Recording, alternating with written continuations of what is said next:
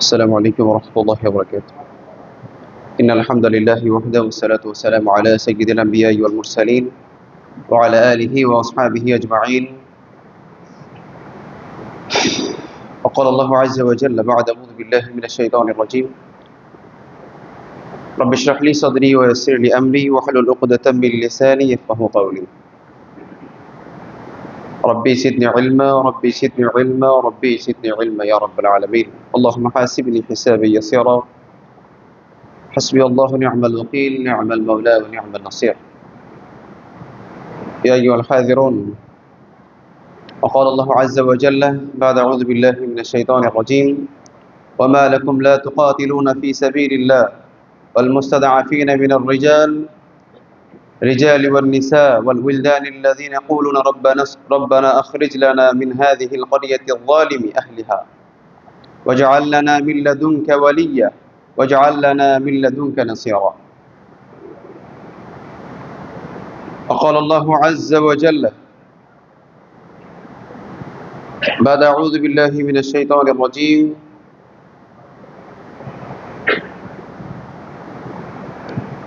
إنا أنزلناه في ليلة القدر وما أدراك ما ليلة القدر ليلة القدر خير من 1000 شهر تنزل الملائكة والروح فيها بإذن ربهم من كل أمر سلام هي حتى مطلع الفجر إلى سورة الآية. وقال النبي عليه الصلاة والسلام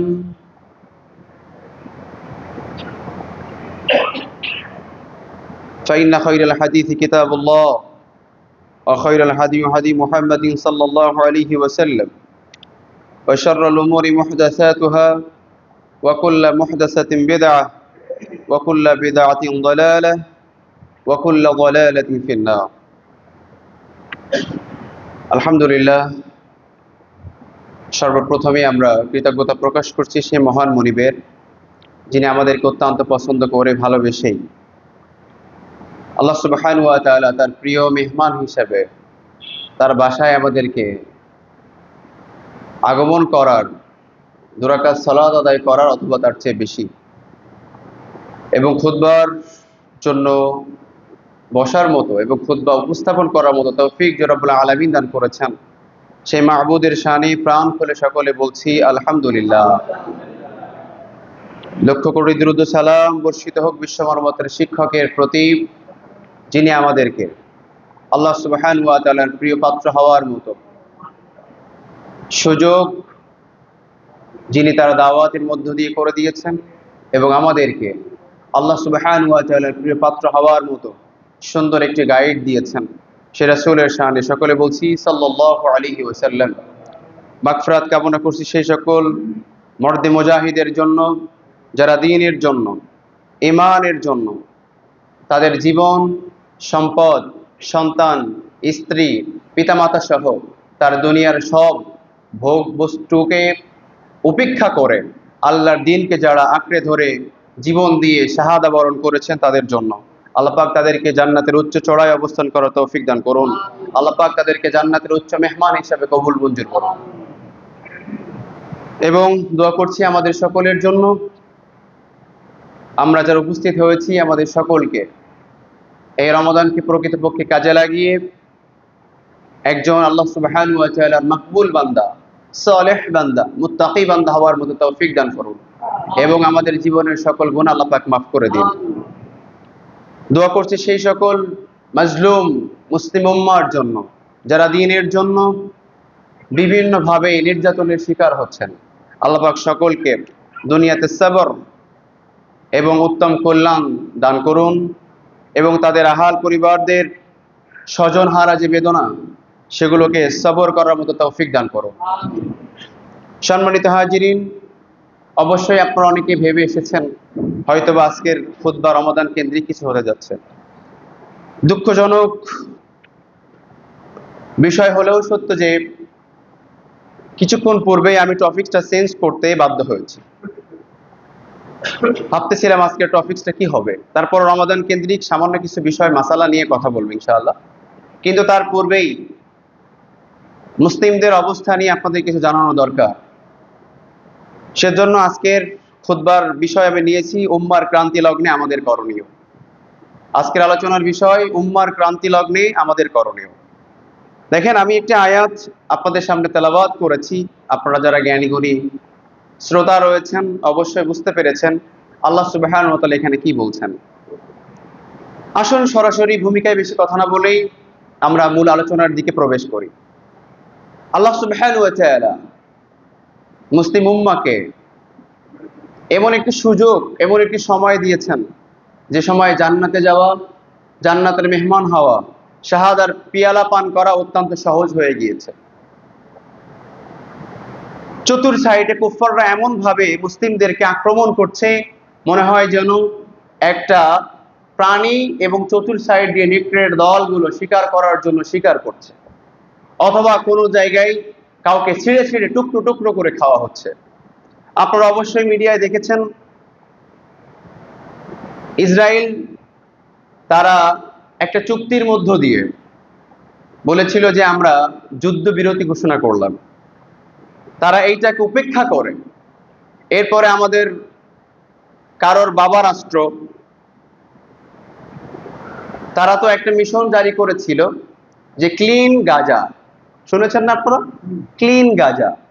এই ক্লিন গাজা মিশনের উদ্দেশ্যই ছিল তাদের যে, এবং তাদের কাছে একটা ছল চাতুরি কি করেছিল সেটা একটু সামান্য আপনাদেরকে বলি, আপনারা জানেন তারপরে বলি। সেটা হচ্ছে যে তারা মায়া কান্না করে বলেছিল, দেখো তোমাদের গাজা তো একেবারে ধ্বংস হয়ে গিয়েছে, এবং একথা আমেরিকা বলেছে। বর্তমান প্রেসিডেন্ট ডোনাল্ড ট্রাম্প সে একথা বলেছে। সে বলছে তোমাদের গাজা তো একেবারে নিঃশেষ করে দিয়েছে। কে করেছে? ইসরায়েল। ইসরায়েল এই যে ধ্বংস করার জন্য যে মিসাইলগুলো পাঠিয়েছিল কোন জায়গা থেকে? আমেরিকা থেকে। বুঝেন, মুসলিমদেরকে হত্যা করার জন্য অস্ত্র পাঠিয়েছে আমেরিকা, এবং সেটা হত্যা করার জন্য কাজ করেছে ইসরায়েল। সেই ইসরায়েল যখন মানে যুদ্ধবিরতি ঘোষণা করলো, তখন আমেরিকা বলতেছে যে হারে তোমাদের গাজার কি অবস্থা, আসো আমরা সবাই ক্লিন করে দিয়ে দিই। তোমরা এক কাজ করে একটু আরবের দিকে চলে যাও, আর যে গাজাটা ছেড়ে দাও, আমরা ক্লিন করে দিয়ে দিই, পরবর্তী তোমরা আবার সুন্দর করে বসতি স্থাপন করতে পারবা। এটা তারা উদ্দেশ্য ছিল। এবং দেখেন, এই ঘোষণা যখন ডোনাল্ড ট্রাম্প দিল, তখন এর এগেনস্টে আপনার ইসরায়েলের প্রেসিডেন্ট নেতানিয়াহু সে তাকে স্বাগত জানালো, যে বলছে না আপনি ভালো কথা বলছেন। এক পর্যায়ে কি করা হলো যে তারা যখন আপনার গাজাবাসী বুঝতে পারলো যে এই উদ্দেশ্য বেশি একটা ভালো না, এই মায়া কান্নার পিছনে অবশ্যই কোনো ষড়যন্ত্র লুকায়িত আছে, সেইটাকে কেন্দ্র করে তারা চিন্তা করলো যে এখন তো এটা করা যাবে না। তারা কেউ তাদের বাসস্থান ছাড়ে নাই, বলছে আমাদের বাসস্থান যেভাবে আছে ওভাবেই আমরা থাকবো। তারা চিন্তা করলো যে এখানে তো এই ধাঁধায় তাদেরকে আমরা ফেলতে পারলাম না, আমাদের উদ্দেশ্য হাসিল হলো না। পরবর্তীতে আবার গত পরশু থেকে তাদের উপরে আবার মিসাইল ছোড়া শুরু হয়েছে। অলরেডি একদিনে সাহারিরত অবস্থায় একটা মিসাইলের মধ্য দিয়ে 1 শতাধিক মানুষকে তারা একবারে হত্যা করে, এবং একদিনে তারা 4 শতাধিক মানুষ মানে 400-এর অধিক মানুষকে হত্যা করে ফেলেছে। এটা একদিনের কথা মাত্র। আপনি আমি এবার চিন্তা করে দেখি, সেই জায়গায় গাজার ভাইরা নয়, আমি আমার সন্তানকে নিয়ে আমি ইফতারি করতেছি, আমি সাহারি করতেছি, আর সেই সময় আমার উপরে এমন করা হচ্ছে। অথবা আমার মা, আমি বাংলাদেশে আছি, আমার মা, আমার ভাই, আমার বোন, আমার সন্তান সেখানে আছে, তখন আমার কন্ডিশন কি হবে, আমার অবস্থা কি হবে? অ্যাজ এ মুমিন, অ্যাজ এ ম্যান, একজন মানুষ হিসাবে মানবীয় দৃষ্টিকোণ থেকে আমার কন্ডিশন তখন কি?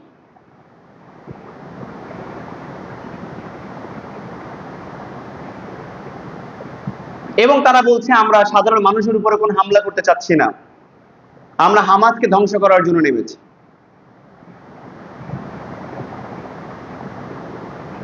তো আপনি এইটা দিয়ে আসলেই অনেকে দুঃখ প্রকাশ করেছেন। আমি চিন্তা করলাম যে এটা মুমিনদের জন্য একটা মহান এক সুসংবাদ। এক তো রমাদান, তাতে আবার তারা শাহাদার পিয়ালা পান করেছে, আল্লাহ পাক তাদেরকে জান্নাতে মেহমানদারি করতেছে।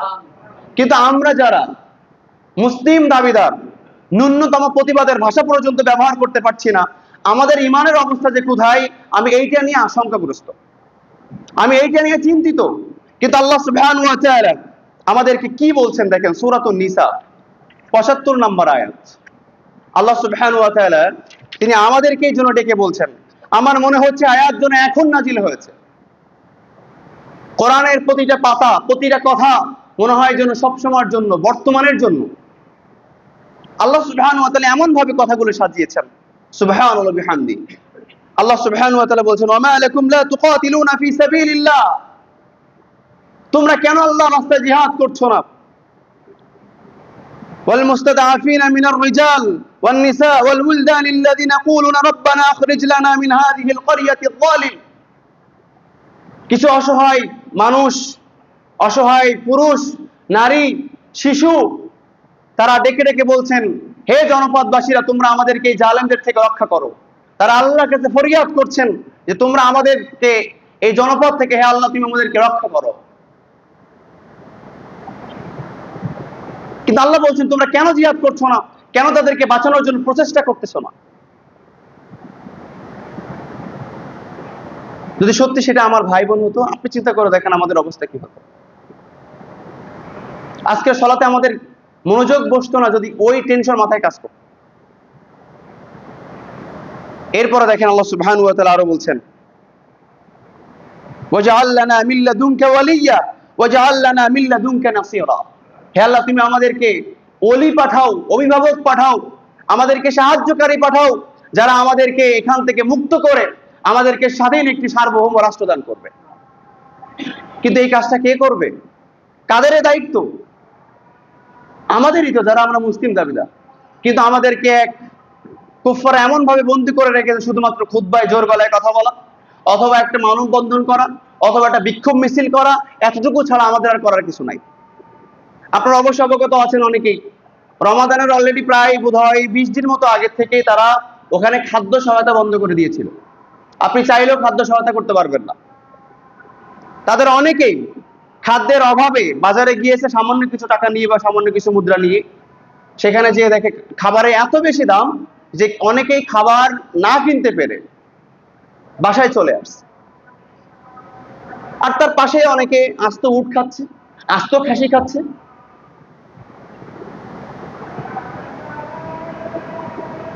এবার চিন্তা করে দেখেন আমাদের দায়িত্ব কি, আমরা কি করব? আপনি আমি মনে করতেছি আমরা তো অনেক শান্তিতে আছি। এই চিন্তা হয়তো গাজাবাসী কিছুদিন আগেও তারা করেছিল। তারা যখন যুদ্ধবিরতি দেখেছিল তখন মনে করেছিল মনে হয় আমরা স্বাধীন। তারা অনেকে ফুটকা ফোটানো ইত্যাদি ইত্যাদি কাজ করেছিল, আনন্দ মিছিল করেছিল। আমাদের বাংলাদেশে অনেক জায়গায় আনন্দ মিছিল হয়েছিল। কিন্তু কে জানতো এই রমাদান তাদের জন্য আবার এক নরকীয় আযাব নেমে আসবে। আপনি আমি যখন বিভিন্ন আইটেমের খাবার ইফতারি নিয়ে ইফতার করতেছি, তখন আমার গাজার ভাইরা, আমার মা এবং বোনেরা, আমার শিশু সোনামণি যে বাচ্চাগুলো রয়েছে, এরা হয়তো না খেয়ে অথবা সামান্য একটু পানির জন্য কাতরাচ্ছে। এটা হলো মুসলিম উম্মার অবস্থা। আপনারা দেখেছেন গত কিছুদিন আগে ইন্ডিয়াতে, আমি গত জুমায় বলেছিলাম যে তারাবির সময় অলরেডি বিশাল একটা আক্রমণ তারা করেছে বলেছিলাম। এরপরে আবার একটা মসজিদ তারা পুড়িয়ে ফেলেছে। এছাড়াও তো ওই যে ওদের ওই যে কি বলে, হোলি, হোলি কি জন্য কি বলে, হোলি উৎসব, এটাকে কেন্দ্র করে মুসলিমদের উপরে নির্যাতনের তো অভাব নাই। ইস্যু শুধু দরকার একটা, মুসলিমদের পিটানোর জন্য শুধু একটা ইস্যু দরকার, আর কিছু দরকার নেই। অলরেডি দেখেছি এক মুসলিমকে, সম্ভবত তিনি নারী হবেন, তার পায়ে রশি বেঁধে ওই যে ক্ষেত চাষ করার জন্য বড় মেশিন আছে না, এই মেশিনের সাথে বেঁধে দিয়ে তাকে ঘোরানো হচ্ছে। শুধু মুসলিম হওয়া তার অপরাধ ছিল। একজন ইমামকে জুতা দিয়ে পিটানো হচ্ছে, তার দাড়ি ছিঁড়ে ফেলা হচ্ছে। এটা হলো আমাদের পাশের কান্ট্রির অবস্থা।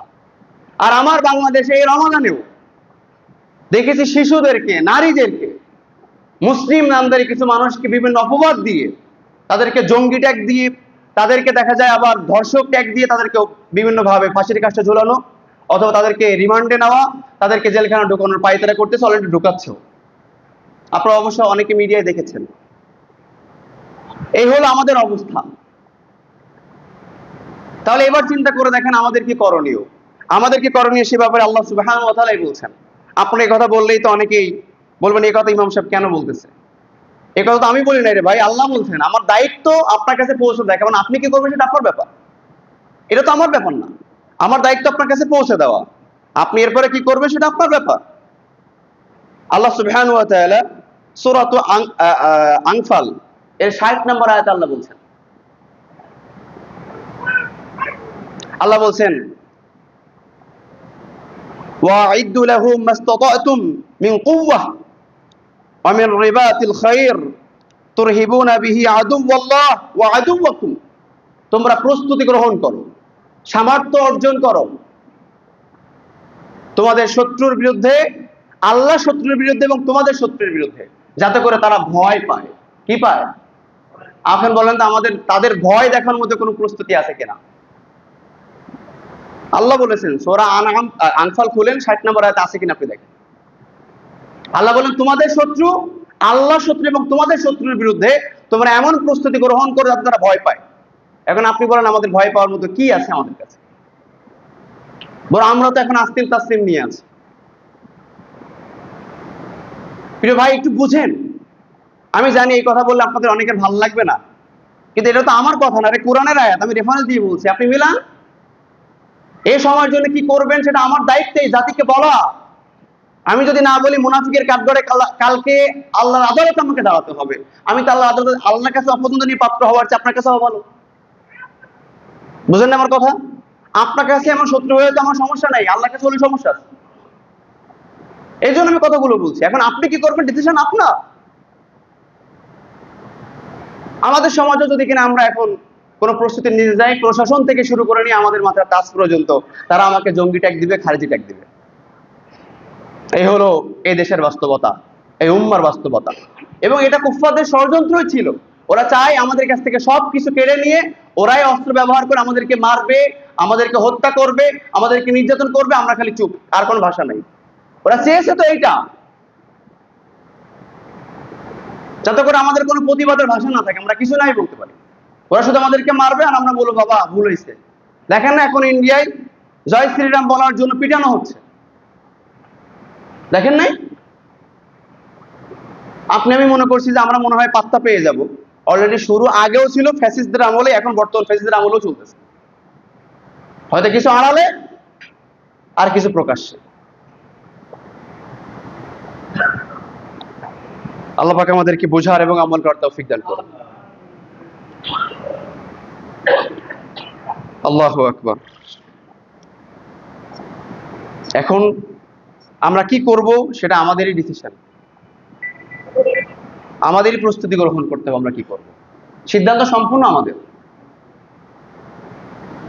আপনি দেখেন মুসলিম উম্মার বাস্তবতাগুলো, আপনি দেখেন সবচেয়ে আধুনিকতায় শীর্ষ ছিল এক সময় স্পেন, বাগদাদ বা মধ্য এশিয়া যেটাকে বলা হয়, এই জায়গাটা।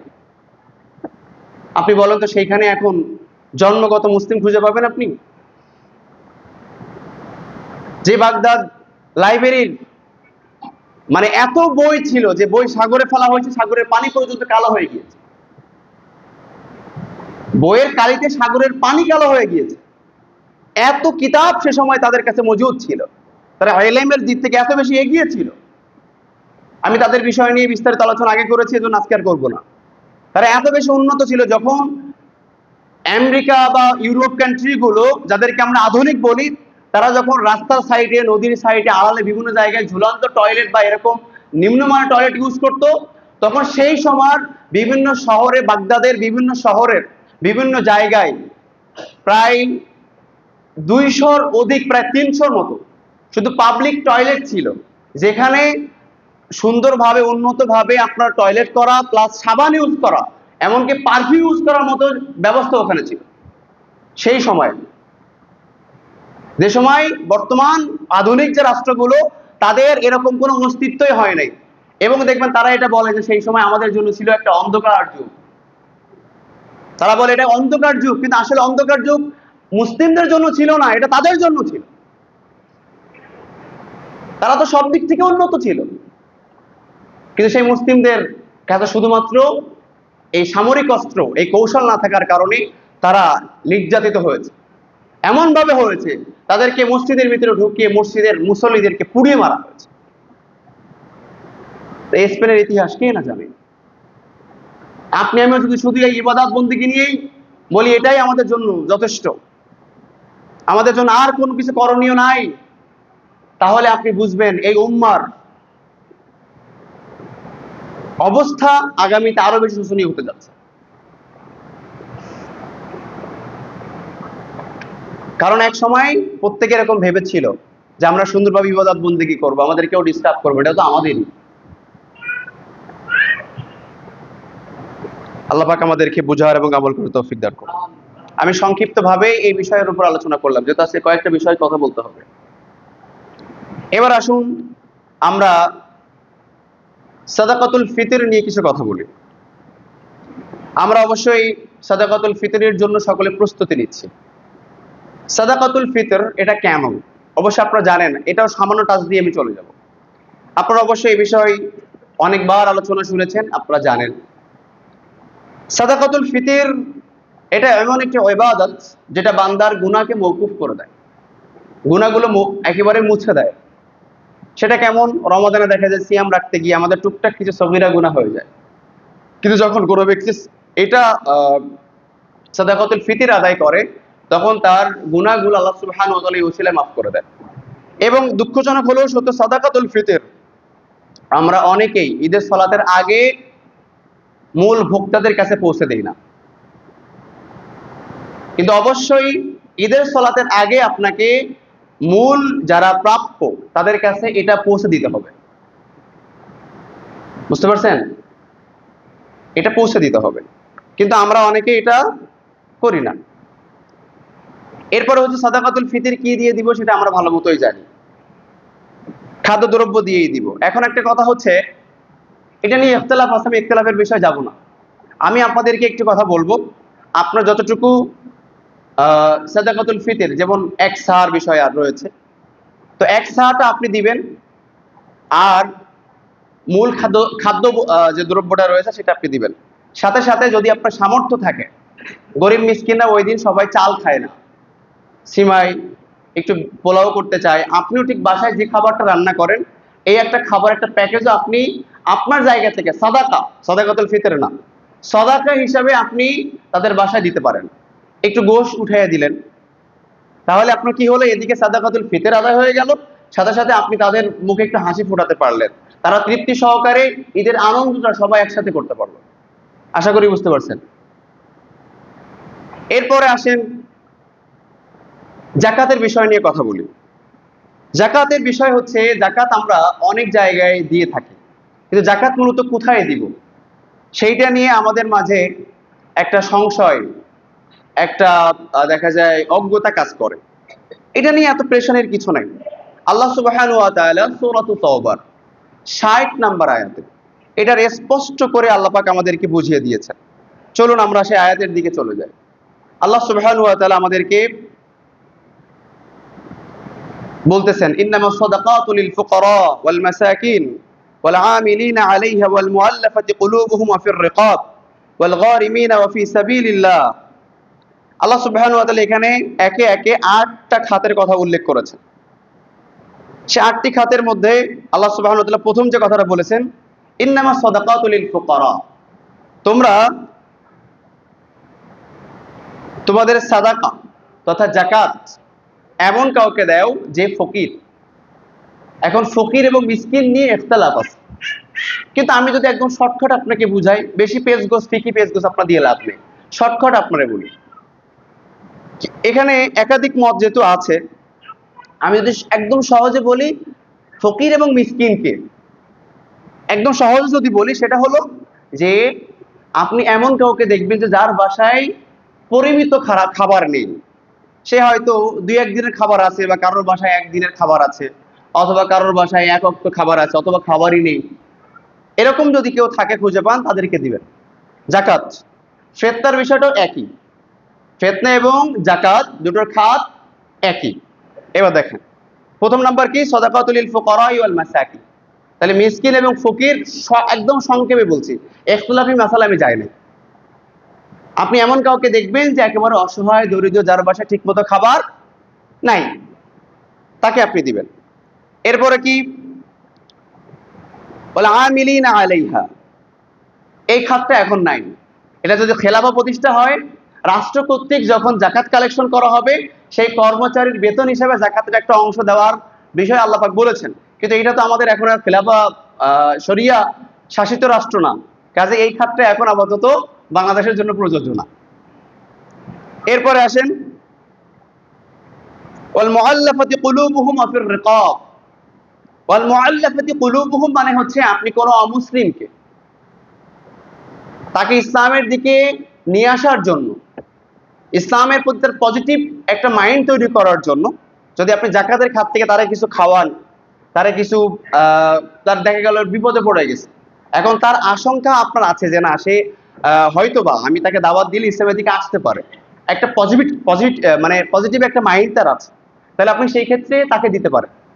এই ক্ষেত্রে আমি আরেকটু বলি, মূল বিষয়টা হচ্ছে বিশ্বনবী সাল্লাল্লাহু আলাইহি সাল্লাম তিনি তার সময় যারা ইসলামের উপরে প্রভাব খাটাতে চাইতো বা ইসলামের উপরে যারা দেখা যায় একটু খবরদারি করতে চাইতো, মাঝে মধ্যে দেখবেন অনেক পাতি নেতা আছে সমাজে যারা কি করে একটু হ্যাডাম দেখায়। তো অনেক সময় এরকম কিছু পাতি নেতা ছিল যারা ইসলামের উপরে বিভিন্নভাবে প্রভাব খাটাতো। বিশ্বনবী সাল্লাল্লাহু আলাইহি সাল্লাম তাদেরকে কি করেছেন, জাকাতের একটা অংশ থেকে কিছু হাদিয়া তোফা দিয়েছেন, দিয়ে বলছেন চুপ, খামোশ, কোনো কথা হবে না। এই একই ব্যক্তিরা ওমর ইবনুল খাত্তাব রাদিয়াল্লাহু তাআলা আনহুর সময় একবার আসছিল, তারা এসে বলছেন তোমাদের নবী মুহাম্মদ সাল্লাল্লাহু আলাইহি সাল্লাম এক সময় তো আমাদেরকে কিছু দিত, তা তুমি এক কাজ করে জমিটা আমাদেরকে দাও, আমরা চাষাবাদ করি। তখন তিনি বললেন, এই তুমি কি ইসলামের আগের মতো মনে করছো? তখন ইসলামের শরিয়া ছিল না, এখন ইসলামের শরিয়া চলে, এখন আর তোমাদের দেওয়ার কোনো সুযোগ নেই, যে পথ দিয়ে আসো ওই পথ দিয়ে চলে যাও। তাহলে এরকম যদি আপনি চান যে ইসলামের প্রতি যে প্রভাব খাটায় কোন মুসলিম বা কোনো কুফফার, যদি হয়, এটা সব ক্ষেত্রে না ভাই, এটা এই বিষয়টা আপনি একদম বলে দিচ্ছি বলে মেনেন না, এটা আলেমদের কাছ থেকে ভালোভাবে পরামর্শ করে তারপর করবেন, কারণ ফিকহি অনেক বিষয়ের সঙ্গে জড়িত। যেহেতু আয়াত আসছে বলে আমি সামান্য টাচ দিয়েছি আপনাকে, বুঝতে পারছেন? সব সিচুয়েশন আপনি এটা লাগাইতে পারবেন না, কাজে আলেমদের কাছে পরামর্শ নিয়ে অবশ্যই আপনাকে লাগাতে হবে। এরপরে আসেন,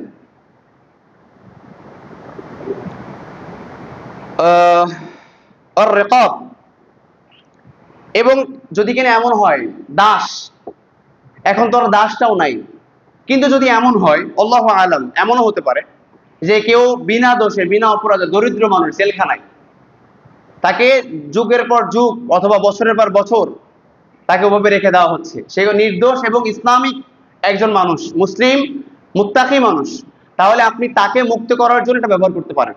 তারপর আমি বলবো ফকিহদের কাছ থেকে আরো পরামর্শ আপনি নিতে পারেন। এরপরে হচ্ছে কি, আল গারিমিনা ওয়া ফি সাবিলিল্লাহ, এবং হচ্ছে যারা ঋণগ্রস্ত রয়েছে। দেখবেন আমাদের সমাজে অনেকে আছে যারা দেখতে বেশভূষা অনেকটা ধনী মনে হয়, কিন্তু ভিতর দিয়ে তিনি অনেক ঋণগ্রস্ত হয়ে গিয়েছেন, ঠিকমতো বাজারও বাসায় জোটে না। এই লোকগুলো না পারে ভিক্ষা করতে, না পারে কারো কাছে হাওলাত করতে, না পারে ঠিকমতো কাউকে বিষয়গুলো খুলে বলতে, যাদেরকে কোরআনের ভাষায় বলা হয়েছে মাহরুম, ওয়াসাইলি ওয়াল মাহরুম। এই মাহরুম যারা রয়েছেন তাদেরকে আপনারা খুঁজে খুঁজে বের করে তাদেরকে ঋণ মুক্ত করে দিবেন, একটা। এরপরে হচ্ছে ওয়াবনিস সাবিল ওয়া ফি সাবিলিল্লাহ, সেটা হচ্ছে কি আল্লাহ রাস্তায় যারা জিহাদ করে, তাদের জিহাদ করার জন্য তাদেরকে উৎসাহিত করা বা ইত্যাদি ভাবে, সবার ভেঙে বলতেছি না, তাদের সহায়তা করার জন্য যাকাতের একটা খাত ব্যয় করা যায়। ওয়াবনিস সাবিল, এবং যারা হচ্ছে মুসাফির, এখনো এইটা হয়তো আমার মনে হয় না খুব বেশি প্রয়োজন, যেহেতু এখন মুসাফির বলতে কোন মুসাফির, একজন ব্যক্তি অনেক দূরে সফরে গিয়েছেন, যাওয়ার পরে তার টাকা পয়সা হারাই গিয়েছে, টাকা পয়সা নাই, অথবা কোনো কারণে খরচ হয়ে গিয়েছে, তার কাছে এখন নাই, বাসা ফিরে যাওয়ার মতো কোনো অবস্থা নাই। তো সেই সময় তো আর ফোন ছিল না, সেই সময় তো আর কোনো বিকাশ আর এজেন্ট, নগদ, রকেট, এরপরে কি ব্যাংক অ্যাকাউন্ট, এটিএম কার্ড, এগুলো তো আর ছিল না। তো সেই সময়ের জন্য এটা প্রযোজ্য ছিল। এখন যদি কেউ চায়, দেখা যায় সে বাসা থেকে বিভিন্নভাবে এটা নিতে পারে। তারপরেও যদি কিনা আপনি দেখেন যে না তার আর কোনো ওয়ে নাই, তাকে আপনি জাকাতের অংশ থেকেই সেই মুসাফিরকে কিন্তু সহায়তা করতে পারেন। কিন্তু হ্যাঁ, মুসাফির বেশি এই সমাজে কিন্তু অনেক ধোঁকাবাজ আছে, আমিও মাশাআল্লাহ কয়েকবার খপ্পরে পড়ছি। পরে আমারে বলছে ভাই আপনার বিকাশ নাম্বার দেন, বাসায় গিয়ে পাঠাই দেবো। পাঠানো তো দূরের কথা, একদিন কল দিয়ে জিগাই না, ভাই আমি কিন্তু বাসায় পৌঁছাইছি। তো এই হচ্ছে অবস্থা। তারপরে যদি আপনি আল্লাহর দিকে তাকায় দেখেন, কারণ সবাই তো আর ধোঁকাবাজ না, আসলে কিছু দরিদ্র লোক আছে। যদি আপনি দেখেন যে না আসলে কেউ দরিদ্র, আপনার কাছে মনে হয়, আপনি আল্লাহর দিকে তাকায় তারা দিয়ে দিবেন, সব আপনি পেয়ে যাবেন। ধোঁকাবাজি করলে কিয়ামতে সে আপনার কাছে ধরা দিবে, দুনিয়া দিক আর নাই দিক। এরপরে আসেন, এই যে 8টা খাত, তাহলে 1 নম্বর খাত কি বললাম? ফকির, এরপরে মিসকিন, এরপরে হচ্ছে কর্মচারী, তাই না? এরপরে কি বললাম? এরপরে হচ্ছে যে যদি কিনা কারোর ইসলামের দিকে আহ্বান করার জন্য তার পিছনে ব্যয় করা। এরপরে হচ্ছে যে দাস মুক্তি করার জন্য। এরপরে যারা ঋণগ্রস্ত। এরপরে হচ্ছে আল্লাহ রাস্তায়। আর লাস্ট হচ্ছে মুসাফির। এখন আসেন, আমি এই কথা বললে অনেকে নারাজ হতে পারেন, কিন্তু সত্যতা আমি একটু বলতেই হবে, কিছু করার নেই। আজকে সব দেখা যায় আমার উপর নেগেটিভিটি তৈরি হওয়ার একটা খুতবা দিচ্ছি আমি। যাক, এই ওসিলার জন্য আল্লাহ বারে মাফ করে। দেখেন, আমাদের সমাজে অনেক প্রতিষ্ঠান আছেন, দিনই প্রতিষ্ঠান, সেখান থেকে বলা হয় আপনার জাকাতের টাকা আমাদের মাদ্রাসায় দেন। আপনি দিতে পারেন, কিন্তু তারা কতটুকু আমানতদারিতে দেখাচ্ছে এটা দেখা দরকার। যেহেতু আমি মাদ্রাসা ব্যাকগ্রাউন্ডের, তাহলে এই গোপন তথ্য মোটামুটি আমি জানি। আমি একটু ক্লিয়ার করে আপনাদেরকে বলি, কারণ আপনাদের জাকাতের টাকা যদি সঠিক খাতে ব্যয় না হয়, এটার জন্য ফার্স্ট আপনি আমার ধরবেন কেমতে যে বেটা তুই খুতবা দিদিস, এটা ক্লিয়ার কেন করিস নাই। আজকে আপনি যতই শত্রু হন আর বন্ধু হন, সেদিন আপনি আমার ছাড় দিবেন না। এখন আমাদের দিকে, আমাদের বাংলাদেশ সহ অনেক কান্ট্রিতে মাদ্রাসার জন্য এই জাকাতের খাত তারা বলে আমাদের আছে, কিন্তু আসলে প্রকৃতপক্ষে এই যে লিল্লাহ ফান্ড তারা বলে, প্রকৃত তারা মাদ্রাসার কি কাজে লাগাচ্ছে না দরিদ্র অসহায় যারা জাকাতের হকদার এরকম ছাত্রের পিছনে ব্যয় করছে, এটা দেখা দরকার।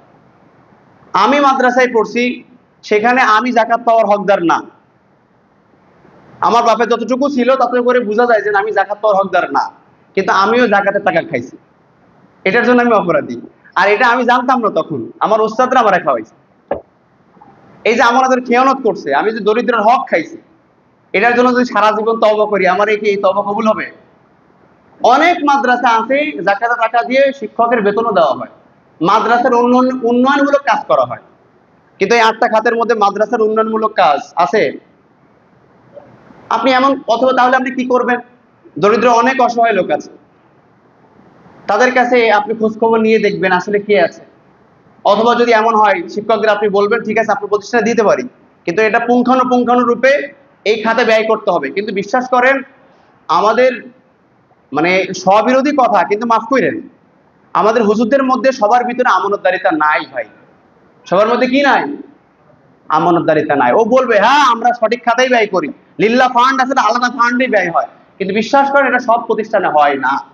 তাই সেই সহি আকীদা আর বেদাতি আকীদা। আমি মাদ্রাসা ব্যাকগ্রাউন্ডের, তো এই কাহিনী আমি জানি সব। আমি 500 টাকায় 1 মাস খাইছি, 2019 সাল 20 সাল খাইছি। বলেন 500 টাকায় সেই সময় 1 মাসের কি খাবার হয়? কারেন্ট বিল সহ, আর বাসা ভাড়া তো মাদ্রাসার কোয়ার্টারে ছিল, এটা দেওয়া লাগতো না। তো কারেন্ট বিল প্লাস খাওয়া কয়শো টাকা? 500 টাকা।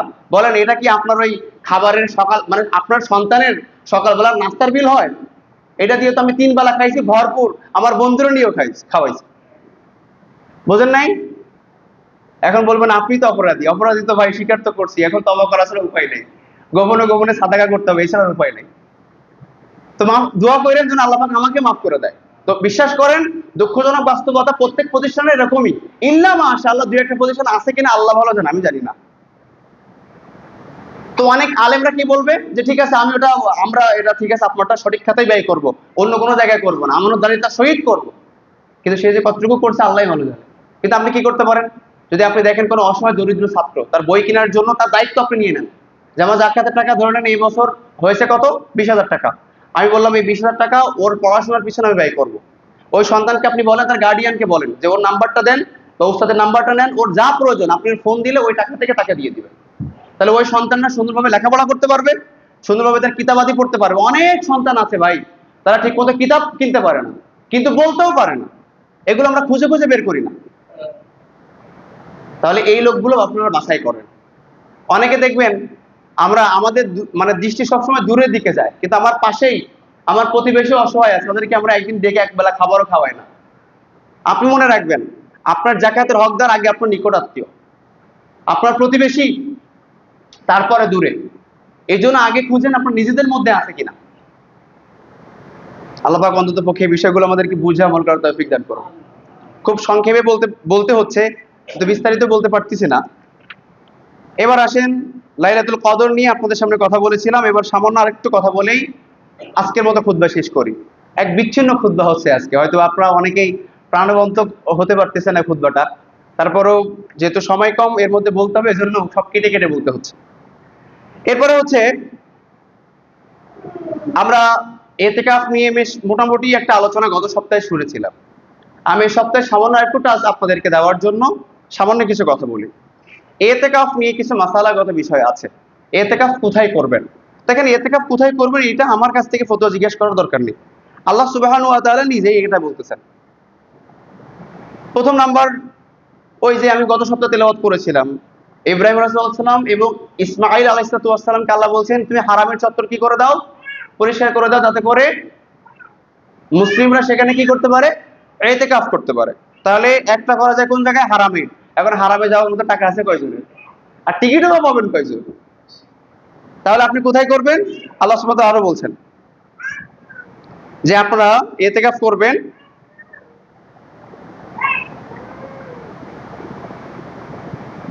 এই যে ওয়াইযা জাআলনাল বাইতা মাসাবাতাল লিন-নাসি ওয়া আমনা ওয়াত্তাখিযু মিন মাকামি ইব্রাহিমা মুসাল্লা ওয়া আ'ইদনা ইলা ইব্রাহিমা ওয়া ইসমাঈল আন তাহহিরা বাইতা লিত-তায়িফিনা ওয়াল আকিফিনা ওয়ার রুকআই সুজুদ, যাতে করে বান্দারা কি করতে পারে, হারামের চত্বরে তারা সিজদা করতে পারে, ইতিকাফ করতে পারে।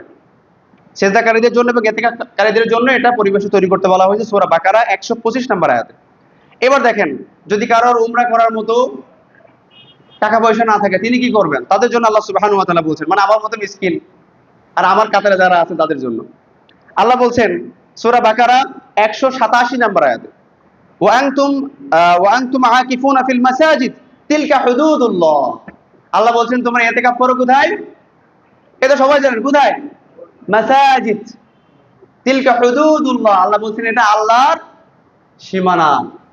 কাজে এই সীমানার বাইরে গিয়ে অনেকে প্রস্তাব করেছেন যে ইতিকাফও করবো বাসার কাজও করবো, হবে কিনা? আপনি এবারে খুঁজে দেখেন হবে কিনা, বুঝছেন? মানে ফিদ দুনিয়া ওয়াল আখিরা, কিন্তু সব জায়গায় না ভাই। কিন্তু হ্যাঁ, আমি আপনাকে হতাশ করব না, আপনার জায়গা থেকে আপনি সর্বোচ্চ চেষ্টা করেন। আর রমাদানের প্রিপারেশন বিশ্বনবী সাল্লাল্লাহু আলাইহি ওয়াসাল্লাম নিতেন 6 মাস আগের থেকে, 2-3 মাস আগের থেকে।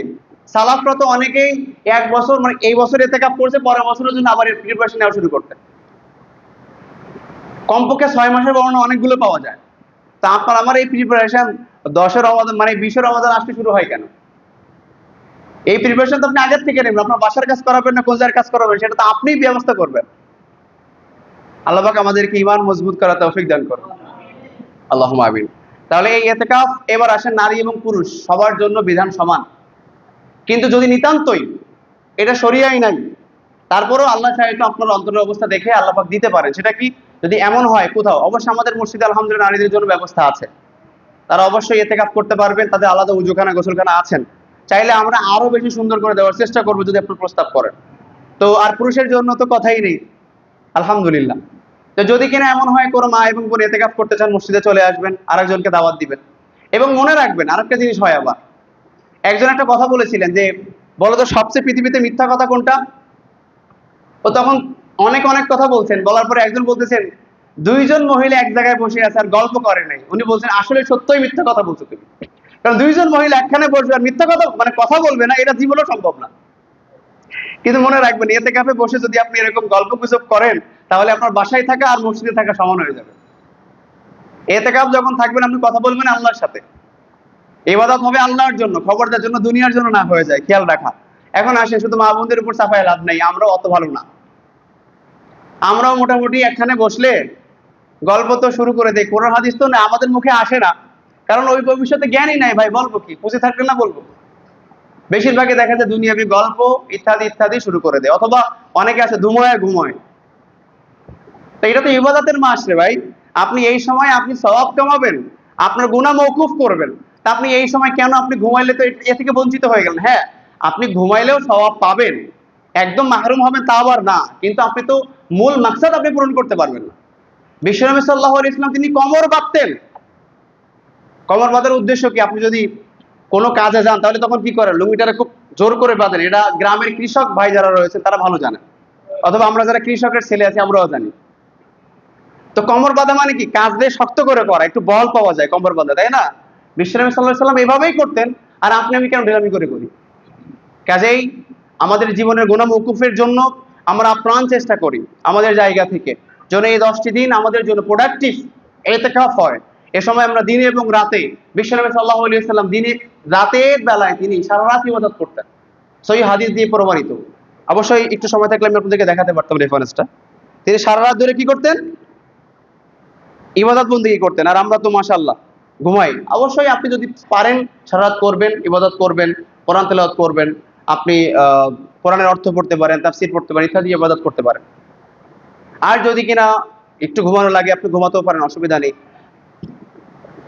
তো অন্ততপক্ষে এই সময়টা আমাদের কাজে লাগানো, যাতে করে কোনোভাবেই আমাদের থেকে রমাদানের এই বারাকা ছুটে না যায়।